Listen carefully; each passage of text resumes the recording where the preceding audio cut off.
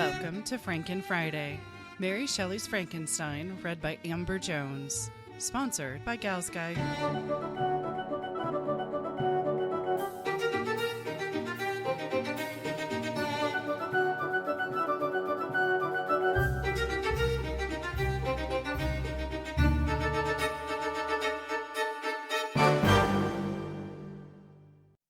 Chapter 6. Clerval then put the following letter into my hands. It was from my own Elizabeth. My dearest cousin, you have been ill, very ill, and even the constant letters of dear, kind Henry are not sufficient to reassure me on your account. You are forbidden to write, to hold a pen. Yet one word from you, dear Victor, is necessary to calm our apprehensions. For a long time I have thought that each post would bring this line, and my persuasions have restrained my uncle from undertaking a journey to Ingolstadt. I have prevented his encountering the inconveniences and perhaps dangers of so long a journey, yet how often have I regretted not being able to perform it myself. I figure to myself that the task of attending on your sick-bed has devolved on some mercenary old nurse, who could never guess your wishes nor minister to them with the care and affection of your poor cousin. Yet that is over now. Clerval writes that indeed you are getting better. I eagerly hope that you will confirm this intelligence soon in your own handwriting. Get well and return to us. You will find a happy, cheerful home and friends who love you dearly. Your father's health is vigorous, and he asks but to see you, but to be assured that you are well, and not a care will ever cloud his benevolent countenance. How pleased he would be to remark the improvement of our Ernest. He is now 16 and full of activity and spirit. He is desirous to be a true Swiss and to enter into foreign service, but we cannot part with him, at least until his elder brother returns to us. My uncle is not pleased with the idea of a military career in a distant country, but Ernest never had your powers of application. He looks upon study as an odious fetter. His time is spent in the open air, climbing the hills or rowing on the lake. I fear that he will become an idler unless we yield the point and permit him to enter on the profession which he has selected. Little alteration, except the growth of our dear children, has taken place since you left us. The blue lake and snow-clad mountains, they never change, and I think our placid home and our contented hearts are regulated by the same immutable laws. My trifling occupations take up my time and amuse me, and I am rewarded for any exertions by seeing none but happy, kind faces around me. Since you left us, but one change has taken place in our little household. Do you remember on what occasion Justine Moritz entered our family? Probably you do not. I will relate her history, therefore, in a few words. Madame Moritz, her mother, was a widow with 4 children, of whom Justine was the third. This girl had always been the favorite of her father, but through a strange perversity her mother could not endure her, and after the death of M. Moritz, treated her very ill. My aunt observed this, and when Justine was 12 years of age, prevailed on her mother to allow her to live at our house. The republican institutions of our country have produced simpler and happier manners than those which prevail in the great monarchies that surround it. Hence there is less distinction between the several classes of its inhabitants, and the lower orders, being neither so poor nor so despised, their manners are more refined and moral. A servant in Geneva does not mean the same thing as a servant in France and England. Justine, thus received in our family, learned the duties of a servant, a condition which, in our fortunate country, does not include the idea of ignorance and a sacrifice of the dignity of a human being. Justine, you may remember, was a great favorite of yours, and I recollect you once remarked that if you were in an ill humor, one glance from Justine could dissipate it, for the same reason that Ariosto gives concerning the beauty of Angelica. She looked so frank-hearted and happy. My aunt conceived a great attachment for her, by which she was induced to give her an education superior to that which she had at first intended. This benefit was fully repaid. Justine was the most grateful little creature in the world. I do not mean that she made any professions, as I never heard one pass her lips, but you could see by her eyes that she almost adored her protectress. Although her disposition was gay, and in many respects inconsiderate, yet she paid the greatest attention to every gesture of my aunt. She thought her the model of all excellence, and endeavored to imitate her phraseology and manners, so that even now she often reminds me of her. When my dearest aunt died, everyone was too much occupied in their own grief to notice poor Justine, who had attended her during her illness with the most anxious affection. Poor Justine was very ill, but other trials were reserved for her. One by one, her brothers and sister died, and her mother, with the exception of her neglected daughter, was left childless. The conscience of the woman was troubled. She began to think that the deaths of her favorites was a judgment from heaven to chastise her partiality. She was a Roman Catholic, and I believe her confessor confirmed the idea which she had conceived. Accordingly, a few months after your departure for Ingolstadt, Justine was called home by her repentant mother. Poor girl! She wept when she quitted our house. She was much altered since the death of my aunt. Grief had given softness and a winning mildness to her manners, which had before been remarkable for vivacity. Nor was her residence at her mother's house of a nature to restore her gaiety. The poor woman was very vacillating in her repentance. She sometimes begged Justine to forgive her unkindness, but much oftener accused her of having caused the death of her brothers and sister. Perpetual fretting at length threw Madame Moritz into a decline, which at first increased her irritability, but she is now at peace forever. She died on the first approach of cold weather at the beginning of this last winter. Justine has just returned to us, and I assure you I love her tenderly. She is very clever and gentle, and extremely pretty. As I mentioned before, her mien and her expression continually remind me of my dear aunt. I must say also a few words to you, my dear cousin, of little darling William. I wish you could see him. He is very tall of his age, with sweet, laughing blue eyes, dark eyelashes, and curling hair. When he smiles, 2 little dimples appear on each cheek, which are rosy with health. He has already had 1 or 2 little wives, but Louise Byron is his favorite, a pretty little girl of 5 years of age. Now, dear Victor, I dare say you wish to be indulged in a little gossip concerning the good people of Geneva. The pretty Miss Mansfield has already received the congratulatory visits on her approaching marriage with a young Englishman, John Melbourne, Esquire. Her ugly sister Manon married M. Duvillard, the rich banker, last autumn.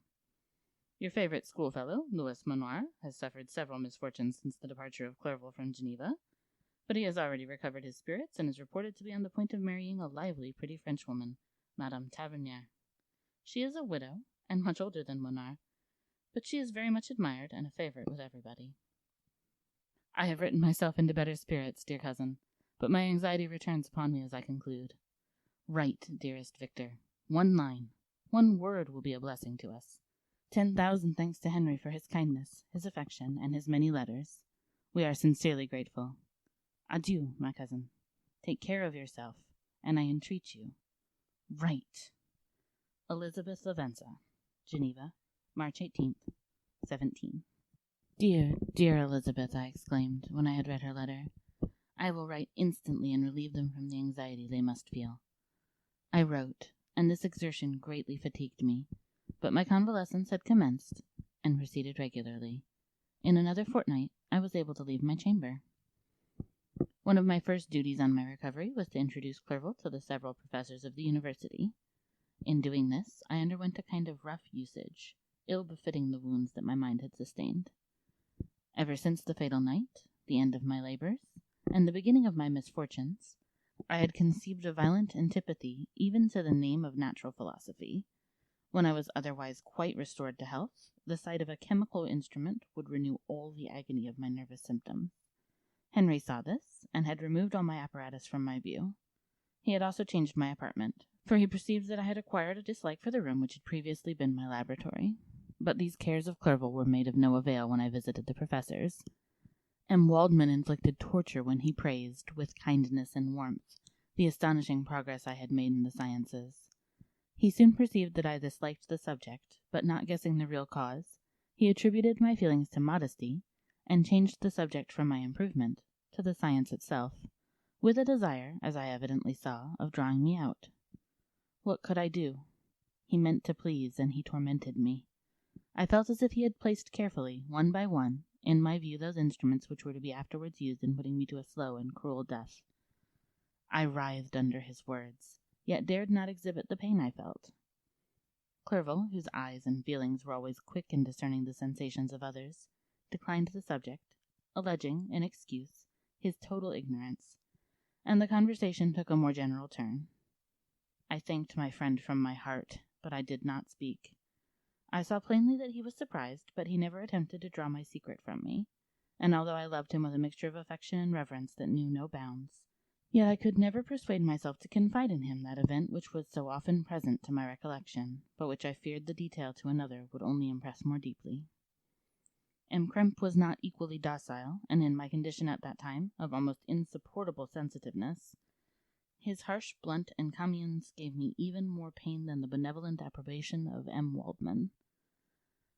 "Darn the fellow!" cried he. "Why, M. Clerval, I assure you he has outstripped us all. Ay, stare if you please, but it is nevertheless true. A youngster who, but a few years ago, believed in Cornelius Agrippa as firmly as in the gospel, has now set himself at the head of the university, and if he is not soon pulled down, we shall all be out of countenance. Ay, ay," continued he, observing my face expressive of suffering, "and Frankenstein is modest, an excellent quality in a young man. Young men should be diffident of themselves, you know, M. Clerval. I was myself when young, but that wears out in a very short time." M. Crump had now commenced an eulogy on himself, which happily turned the conversation from a subject that was so annoying to me. Clerval had never sympathized in my tastes for natural science, and his literary pursuits differed wholly from those which had occupied me. He came to the university with the design of making himself complete master of the Oriental languages, and thus he should open a field for the plan of life he had marked out for himself. Resolved to pursue no inglorious career, he turned his eyes toward the east, as affording scope for his spirit of enterprise. The Persian, Arabic, and Sanskrit languages engaged his attention, and I was easily induced to enter on the same studies. Idleness had ever been irksome to me, and now that I wished to fly from reflection, and hated my former studies, I felt great relief in being the fellow pupil with my friend, and found not only instruction, but consolation in the works of the Orientalists. I did not, like him, attempt a critical knowledge of their dialects, for I did not contemplate making any other use of them than temporary amusement. I read merely to understand their meaning, and they well repaid my labors. Their melancholy is soothing, and their joy elevating, to a degree I never experienced in studying the authors of any other country. When you read their writings, life appears to consist in a warm sun and a garden of roses, in the smiles and frowns of a fair enemy, and the fire that consumes your own heart. How different from the manly and heroical poetry of Greece and Rome! Summer passed away in these occupations, and my return to Geneva was fixed for the latter end of autumn. But being delayed by several accidents, winter and snow arrived, the roads were deemed impassable, and my journey was retarded until the ensuing spring. I felt this delay very bitterly, for I longed to see my native town and my beloved friends. My return had only been delayed so long, from an unwillingness to leave Clerval in a strange place, before he had become acquainted with any of its inhabitants. The winter, however, was spent cheerfully, and although the spring was uncommonly late, when it came its beauty compensated for its dilatoriness. The month of May had already commenced, and I expected the letter daily which was to fix the date of my departure, when Henry proposed a pedestrian tour in the environs of Ingolstadt, that I might bid a personal farewell to the country I had so long inhabited. I acceded with pleasure to this proposition. I was fond of exercise, and Clerval had always been my favorite companion in the ramble of this nature that I had taken among the scenes of my native country. We passed a fortnight in these perambulations. My health and spirits had long been restored, and they gained additional strength from the salubrious air I breathed, the natural incidents of our progress, and the conversation of my friend. Study had before secluded me from the intercourse of my fellow creatures, and rendered me unsocial, but Clerval called forth the better feelings of my heart. He again taught me to love the aspect of nature and the cheerful faces of children. Excellent friend! How sincerely you did love me, and endeavor to elevate my mind until it was on a level with your own. A selfish pursuit had cramped and narrowed me until your gentleness and affection warmed and opened my senses. I became the same happy creature who, a few years ago, loved and beloved by all, had no sorrow or care. When happy, inanimate nature had the power of bestowing on me the most delightful sensations. A serene sky and verdant fields filled me with ecstasy. The present season was indeed divine. The flowers of spring bloomed in the hedges, while those of summer were already in bud. I was undisturbed by thoughts which during the preceding year had pressed upon me, notwithstanding my endeavors to throw them off, with an invincible burden. Henry rejoiced in my gaiety, and sincerely sympathized in my feelings. He exerted himself to amuse me, while he expressed the sensations that filled his soul. The resources of his mind on this occasion were truly astonishing. His conversation was full of imagination, and very often, in imitation of the Persian and Arabic writers, he invented tales of wonderful fancy and passion. At other times he repeated my favorite poems, or drew me out into arguments, which he supported with great ingenuity. We returned to our college on a Sunday afternoon. The peasants were dancing, and everyone we met appeared gay and happy. My own spirits were high, and I bounded along with feelings of unbridled joy and hilarity.